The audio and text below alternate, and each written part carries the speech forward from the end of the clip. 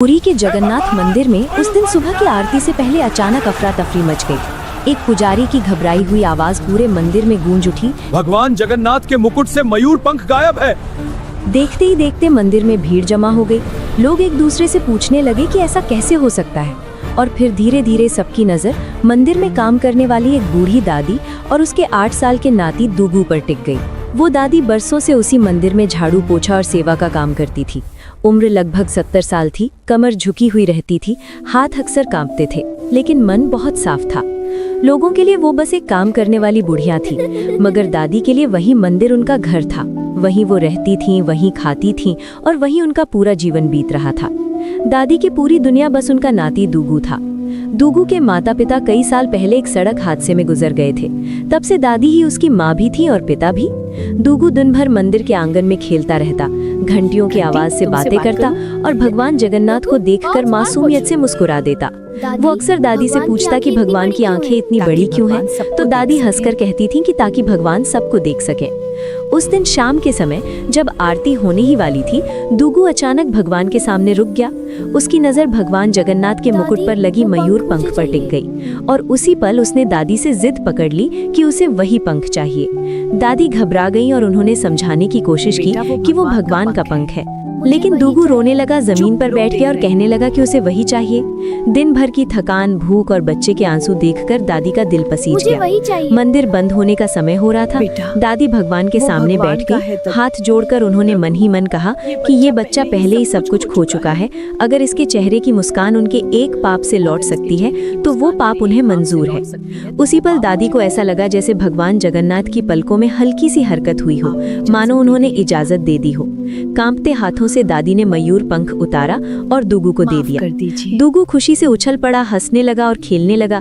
दादी ने सोचा कि सुबह होने से पहले पंख वापस रख देंगी, लेकिन उम्र और दिन भर की मेहनत की वजह से उनकी आंख लग गई। सुबह जब मंदिर खुला तो पुजारी ने जैसे ही भगवान को देखा, वो चिल्ला उठा कि मयूर पंख नहीं है। मंदिर में हड़कंप मच गया और लोगों को तुरंत याद आया कि रात को वहाँ सिर्फ वही दादी थी। दादी को बुलाया गया और उससे पहले कि वो कुछ कह पाती, दुगू को सामने लाया गया। उससे पूछा गया कि क्या दादी ने पंख लिया था। दुगू मासूम था, उसे चोरी और जिद का फर्क नहीं पता था। उसने सिर हिलाकर फां कह दिया। बस इतना सुनते ही लोग भड़क उठे और दादी पर चोरी और भगवान के अपमान का आरोप लगाने लगे। मंदिर की समिति बैठी और फैसला सुनाया गया कि दादी की उम्र और सेवा को देखते हुए उन्हें सजा नहीं दी जाएगी, लेकिन दादी और दुगू अब मंदिर में नहीं रह सकते, क्योंकि ये मंदिर की मर्यादा का सवाल है। दादी के पास कोई और घर नहीं था। फिर भी वो रोती हुई दुगू का हाथ पकड़कर मंदिर की सीढ़ियों से नीचे उतर गई। दुगू रास्ते भर पूछता रहा कि वो भगवान के घर से क्यों जा रहे हैं, लेकिन दादी के पास कोई जवाब नहीं था। उस रात सड़क किनारे ठंड में दादी बैठी रही। दुगू उनके आंचल में सिमटकर सो गया। दादी ने 2 दिन से कुछ खाया नहीं था। ऊपर से ठंड, अपमान और बच्चे की चिंता ने उनकी ताकत छीन ली। सुबह जब दुगू उठा तो दादी नहीं हिली। उसने उन्हें जगाने की बहुत कोशिश की, फिर डरते डरते मंदिर जाकर लोगों से कहा कि उसकी दादी नहीं उठ रही। जब सच्चाई सामने आई तो पता चला कि दादी अब इस दुनिया में नहीं रही। दुगू ने मासूमियत से पूछा कि दादी कहाँ गई हैं, तो उसे बताया गया कि वो भगवान जगन्नाथ के पास चली गई हैं। दादी के अंतिम संस्कार के बाद दुगू को मंदिर के अंदर रहने की अनुमति मिल गई थी। बाहर से देखने वालों को लगा कि अब सब ठीक हो जाएगा, अब बच्चा भगवान के घर में सुरक्षित है, अब उसे कोई दुख नहीं होगा। लेकिन सच्चाई ये थी कि मंदिर के भीतर रहते हुए भी दुगू पहले से ज्यादा अकेला हो गया था। दादी के जाने के बाद वो हर सुबह उसी जगह बैठता जहां वो झाड़ू लगाया करती थी। जैसे अगर वो बहुत देर तक देखता रहा तो दादी वहीं से निकल आएंगी और मुस्कुराकर कहेंगी कि चल दुगू, भगवान की आरती का समय हो गया है।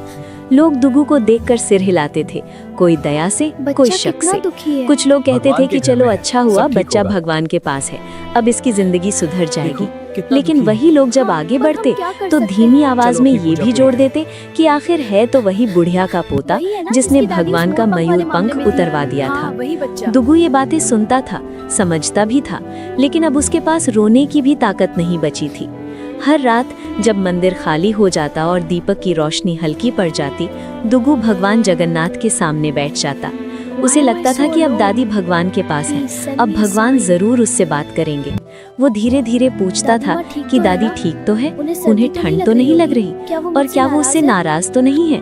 हर रात उसे लगता था कि आज जवाब मिलेगा, आज कुछ अच्छा होगा, लेकिन हर बार उसे सिर्फ खामोशी मिलती थी। और वो खामोशी उसके दिल को और ज्यादा भारी बना देती थी। एक दिन मंदिर में बहुत भीड़ थी। एक बड़े व्यापारी ने भगवान की भक्ति में एक कीमती हीरा अर्पित किया। सबको लगा कि भगवान की महिमा और बढ़ गई है, मंदिर का मान और ऊंचा हो गया है। दुगु भीड़ में खड़ा ये सब देख रहा था। उसे लगा शायद भगवान आज खुश है, शायद आज कुछ अच्छा होगा। लेकिन उसी भीड़, उसी हड़बड़ी में वो हीरा फूलों के टोकरी में गिर गया और किसी को पता भी नहीं चला। अगले दिन जब हीरे का जिक्र हुआ और वो नहीं मिला तो मंदिर में वही पुरानी हवा लौट आई। सवाल उठने लगे, आवाजें तेज होने लगी और बिना किसी सबूत के लोगों की नजरें फिर से दुगु पर टिक गईं। किसी ने कहा कि इतना मासूम दिखता है, लेकिन भरोसा नहीं किया जा सकता। किसी ने कहा कि खून में ही चोरी है। दुगु ने रोते हुए कहा कि उसने कुछ नहीं लिया, उसकी दादी भी चोर नहीं थी। लेकिन इस बार उसकी आवाज पहले से ज्यादा कमजोर थी, जैसे वो खुद भी अब खुद पर भरोसा खो रहा हो। तभी एक पुजारी दौड़ता हुआ आया और बताया कि हीरा मिल गया है, वो फूलों की टोकरी में था। बाहर से देखने वालों को लगा कि सब ठीक हो गया, सच्चाई सामने आ गई, बच्चा बच गया। लेकिन असल में उस पल दुगु के अंदर कुछ टूट गया था। उसे समझ आ गया था कि हर बार जब कुछ गलत होगा, शक उसी पर आएगा और उसकी दादी का नाम हमेशा चोरी से जोड़ा जाएगा। उस रात दुगु देर तक भगवान के सामने बैठा रहा। उसने पहली बार भगवान से कुछ मांगा नहीं, बल्कि बस इतना कहा कि अगर उसकी जिद की वजह से दादी को इतना दुख सहना पड़ा तो वो कभी खुश नहीं होना चाहता। उसे लगा शायद भगवान अब कुछ कहेंगे, शायद कुछ अच्छा होगा। लेकिन जवाब फिर नहीं आया और उसी चुप्पी में बिना किसी को पता चले एक बहुत बड़ा बुरा समय दुगु की जिंदगी में धीरे धीरे कदम रख चुका था। हीरे वाली घटना के बाद बाहर से देखने वालों को लगा कि अब सब समझ गए होंगे कि दुगु चोर नहीं है, कि अब मंदिर के लोग उसे अपनाएंगे, कि अब उसकी जिंदगी थोड़ा आसान हो जाएगी। खुद दुगु को भी पहली बार ऐसा लगा कि शायद भगवान ने सच्चाई दिखा दी है और अब हालात बदलेंगे। लेकिन सच्चाई इसके उलट थी। शक भले ही खत्म हो गया हो, पर भरोसा कभी लौटा ही नहीं। लोग अब सीधे कुछ नहीं कहते थे, मगर उनकी नजरों में वो अपनापन नहीं था जो एक बच्चे को चाहिए होता है। मुख्य पुजारी किसी काम से एक हफ्ते के लिए मंदिर से बाहर चले गए। उनके जाते ही दुगु पूरी तरह अकेला पड़ गया। अब ना कोई पूछता था कि उसने खाना खाया या नहीं, ना कोई ये देखता था कि रात को वो कहाँ सोया। कई लोगों को वो बोझ लगने लगा था, जैसे मंदिर पर एक ऐसा साया जो हर किसी को असहज कर देता हो। दुगु ये सब समझ रहा था, लेकिन वो चुप था, क्योंकि उसके अंदर कहीं ये उम्मीद बची हुई थी कि भगवान सब देख रहे हैं और सही समय पर सब ठीक कर देंगे। एक शाम सफाई के दौरान गलती से दुगु के रहने वाले छोटे से कमरे पर बाहर से ताला लग गया।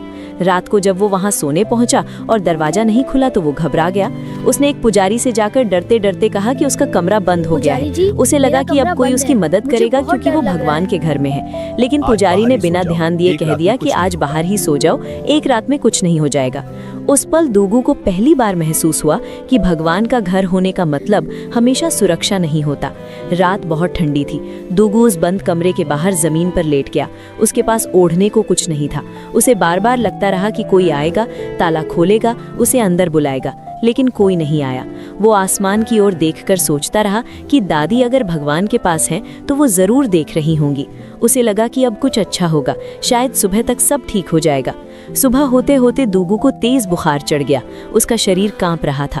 फिर भी वो उठकर मंदिर के एक कोने में बैठ गया, क्योंकि उसे सिखाया गया था कि मंदिर में पड़े रहना अच्छा नहीं लगता। पूरे दिन कोई उसके पास नहीं आया। ना किसी ने पूछा कि उसे ठंड लग रही है या नहीं, ना किसी ने खाने को कुछ दिया। वो वहीं बैठा रहा, कभी आंख बंद करता, कभी भगवान की ओर देखता, जैसे उनसे कुछ कहना चाहता हो, लेकिन शब्द गले में अटक जाते हो। एक दिन बीता, फिर दूसरा, फिर तीसरा। दुगु का बुखार और बढ़ गया। उसकी आवाज निकलनी बंद हो गई थी। वो बस मन ही मन भगवान से बात करता रहा कि दादी ठीक है या नहीं, और क्या वो उनसे मिलने आएंगी। उसे पूरा यकीन था कि भगवान अब कुछ करेंगे, क्योंकि उसने कोई गलती नहीं की थी। लेकिन उस भरोसे के बावजूद उसका छोटा सा शरीर हारता जा रहा था। 3 दिन बाद जब मुख्य पुजारी वापस आए और उन्होंने पूछा कि दुगु कहाँ है, तो किसी के पास साफ जवाब नहीं था। सबने इधर उधर देखा, जैसे वो बच्चा अपने आप गायब हो गया हो।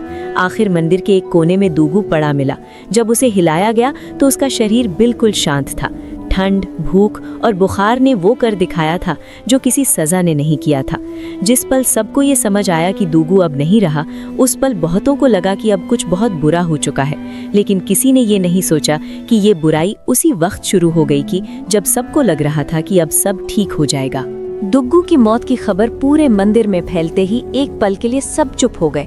लोगों को लगा था कि शायद बच्चा बीमार होगा, शायद थोड़ी देर में आंख खोल देगा, शायद अब कहीं चमत्कार हो जाएगा। आखिर वो भगवान के घर में था। लेकिन जब उसका शरीर ठंडा पाया गया तब सबको एहसास हुआ कि इस बार कुछ भी ठीक नहीं होने वाला। उस दिन पहली बार मंदिर में घंटियां नहीं बजी, पहली बार पूजा रोक दी गई और पहली बार भगवान के घर में डर पसरा हुआ था। मुख्य पुजारी दुग्गू के पास देर तक बैठे रहे। उन्हें बार बार वही पल याद आ रहा था जब दुग्गू ने उनसे कहा था कि उसका कमरा बंद है और उन्होंने बिना देखे जवाब दे दिया था कि बाहर ही सो जाओ। उस एक वाक्य ने अब उनका सीना चीर रखा था। उन्हें लग रहा था कि अगर उस रात उन्होंने बस एक बार भी ध्यान दिया होता तो शायद आज कहानी कुछ और होती। उन्हें लगा था कि सब ठीक हो जाएगा, कि भगवान किसी तरह बच्चे को बचा लेंगे। लेकिन अब सामने पड़ा सच बहुत कठोर था। दुग्गू का अंतिम संस्कार मंदिर ट्रस्ट की तरफ से किया गया।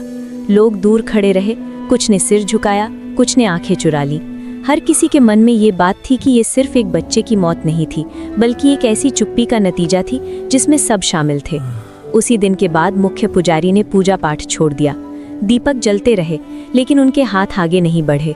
आरती का समय आता और निकल जाता, लेकिन कोई आवाज नहीं उठती। धीरे धीरे ये बात पूरे पुरी में फैल गई कि मंदिर के मुख्य पुजारी अब पूजा नहीं करवा रहे हैं।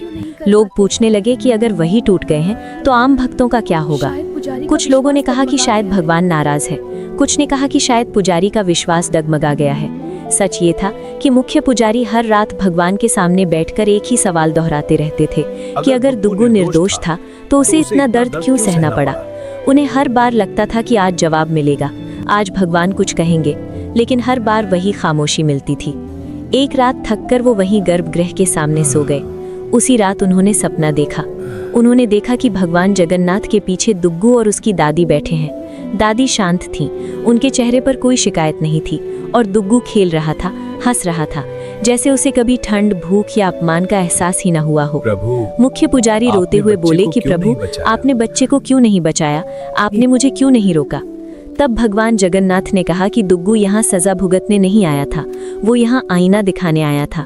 वो सबको ये बताने आया था कि भगवान के घर में भी अगर इंसान इंसान की परवाह नहीं करेगा तो नियम और पूजा सब खोखले हो जाते हैं। भगवान ने कहा कि खुद को दोषी मानकर टूट जाना आसान है, लेकिन सही रास्ता ये है कि उस बच्चे की मौत बेकार न जाए। सपना टूट गया, लेकिन मुख्य पुजारी के अंदर कुछ बदल चुका था। उस सुबह लोगों को लगा कि शायद अब पूजा फिर से शुरू होगी, शायद सब सामान्य हो जाएगा। लेकिन असल में वो सुबह एक नए फैसले की शुरुआत थी, एक ऐसे बदलाव की जिसने पूरी पुरी की तस्वीर बदलनी थी। अगली सुबह जब मुख्य पुजारी ने मंदिर की समिति को बुलाया तो सबको लगा कि अब पूजा फिर से शुरू होगी, कि बीते दिनों की उदासी खत्म होगी और जिंदगी पहले जैसी हो जाएगी।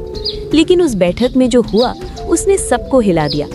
मुख्य पुजारी ने शांत आवाज में कहा कि अगर मंदिर भगवान का घर है तो वहां से किसी मासूम को ठंड और भूख में मरने के लिए बाहर नहीं जाना चाहिए था।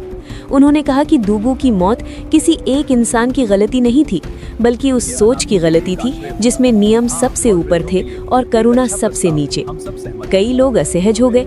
कुछ ने कहा कि जो हो गया वो हो गया, अब आगे बढ़ना चाहिए। सबको लगा कि अब मामला यहीं खत्म हो जाएगा, बस थोड़ी देर में सब सामान्य हो जाएगा। लेकिन तभी मुख्य पुजारी ने वो बात कही जिसकी किसी ने उम्मीद नहीं की थी। उन्होंने कहा कि अगर आज भी कुछ नहीं बदला गया तो भगवान की पूजा सिर्फ एक रस्म बनकर रह जाएगी। उसी पल फैसला लिया गया कि मंदिर के बाहर एक वृद्धाश्रम और एक अनाथ आश्रम बनाया जाएगा, ताकि फिर कभी कोई दादी सड़क किनारे ठंड से न मरे और कोई दुग्गू भूखा न सोए। लोगों को लगा कि ये सिर्फ एक घोषणा है, कि कागजों में बात लिख दी जाएगी और धीरे धीरे भूल भी जाएगी। लेकिन इस बार ऐसा नहीं हुआ। उसी हफ्ते काम शुरू हुआ। मंदिर की दीवारों के बाहर वो जगह बदलने लगी जहाँ पहले सिर्फ अनदेखे चेहरे दिखते थे। कुछ ही दिनों में वहाँ बुजुर्गों के लिए बिस्तर लगे, बच्चों के लिए रसोई जली और पहली बार मंदिर की सीढ़ियों पर बैठे अनाथ बच्चों को बिना मांगे खाना मिला। मुख्य पुजारी हर दिन वहाँ जाते, बच्चों के बीच बैठते, उन्हें दुग्गू और उसकी दादी की कहानी सुनाते। वो बताते कि कैसे एक मासूम जिद ने एक बुढ़िया पर चूरी का दाग लगा दिया और कैसे वही दाग पूरे समाज के चेहरे पर भी था। बच्चे चुपचाप सुनते और हर बार ये कहानी खत्म होने से पहले पूछते कि क्या दुग्गू अब ठीक है। पुजारी बस इतना कहते कि दुग्गू अब भगवान के घर में है और वहीं से देख रहा है कि क्या हम सच में कुछ बदल पाए हैं या नहीं। अब जब भी कोई भक्त भगवान जगन्नाथ के मुकुट की ओर देखता और मयूर पंख को देखता तो उसे सिर्फ एक आभूषण नहीं दिखता था, उसे एक बच्चे की मासूमियत और एक दादी की ममता याद आती थी। लोगों को धीरे धीरे समझ आने लगा था कि भगवान हमेशा चमत्कार से नहीं बल्कि इंसानों के फैसलों से काम करते हैं। कहा जाता है कि आज भी देर रात जब मंदिर में सन्नाटा होता है तो कुछ लोगों को ऐसा महसूस होता है जैसे कोई छोटा सा बच्चा भगवान के सामने बैठा उनसे बातें कर रहा हो। शायद वही दुगु जो अब किसी एक कहानी का हिस्सा नहीं बल्कि हर उस बच्चे की मुस्कान में जिंदा है, जिसे अब मंदिर की सीढ़ियों पर अकेले नहीं सोना पड़ता। और तभी समझ आता है कि उस दिन जो सबसे बुरा हुआ वही आगे चलकर सबसे बड़ा बदलाव बना, क्योंकि कभी कभी भगवान किसी को बचाकर नहीं बल्कि उसकी कुर्बानी से पूरी दुनिया को बदलते हैं। कहानी का सार बहुत कुछ समेटे हुए है। मैं बस यही कहूँगी कि हम सबके घर में बुजुर्ग माँ बाप, दादी और बाबा होंगे। जितना हो सके उनका ध्यान रखें, उनसे बात करें। पता नहीं कौन सी बात उनके साथ आखिरी हो, और जब आप अपने माँ बाप का ध्यान रखेंगे तो बच्चे भी आपको देखकर सीखेंगे। जीवन का सबसे बड़ा सबक यही है। जब हमें लगता है कि हम अपने बुजुर्ग माँ बाप या दादी बाबा की मदद कर रहे हैं, पर असल में वो हमारी मदद कर रहे होते हैं। जय जगन्नाथ। हम ऐसे ही समाज और बच्चों को बेहतर बनाते रहेंगे। कमेंट करिए आपने इस कहानी से क्या सीखा। आपके कमेंट से और लोग भी प्रेरित होंगे। जय जगन्नाथ भगवान की।